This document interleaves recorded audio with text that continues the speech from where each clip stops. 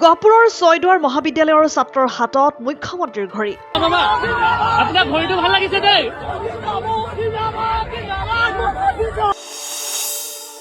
গহপুৰৰ ছাত্ৰজনৰ নাম হৈছে শান্তনু চেত্ৰী।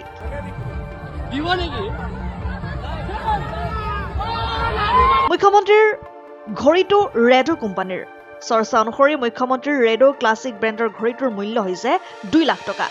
জনৰ আশীৰ্বাদ যাত্ৰাৰ মাজতেই গহপুৰত চৰ্চাত এতিয়া ৰেডো ঘড়ী।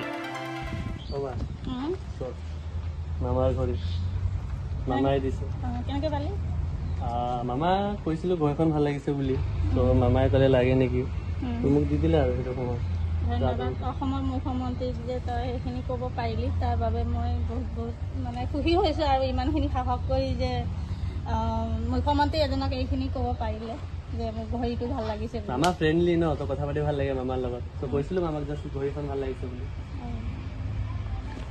নমস্কাৰ, মোৰ নাম শান্তনু আৰু মই ছয়দুৱাৰ মহাবিদ্যালয়ৰ বৰ্তমান ছেকেণ্ড ছেমিষ্টাৰত পঢ়ি আছোঁ মেথামেটিক্স ডিপাৰ্টমেণ্টৰ পৰা।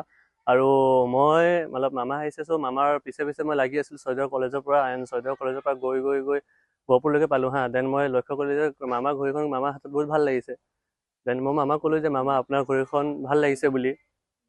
দেন মামাই হাঁহিলে, সেইটো সময়ত বহুত ধুনীয়াকৈ এটা হাঁহি দিছে। তো মই এইটো ভিডিঅ' কেপচাৰ কৰি আছিলোঁ সেইটো সময়ত। দেন মামাই ক'লে যে লাগিব নেকি ঘড়ীখন বুলি। দেন ময়ো ফূৰ্তি লাগি গ'ল আৰু সেইটো সময়ত ময়ো ক'লোঁ দিয়ে নেকি। চ' মামাই সেইটো সময়তে মোক ঘড়ীখন ওলাই কিনি দিব ধৰিলে। তো মই গ'লোঁ, ঘড়ীখন ল'লোঁ, চবৰ হাত গৈ আছিলে, কিন্তু মামাই মোকে চাই কিনি মোকে দিলে। এণ্ড সেইটোৱে আৰু বহুত ভাল লাগিছে দিবৰ কাৰণে। নমস্কাৰ। ছয়দুৱাৰ মহাবিদ্যালয় news desk report and 24 Assam।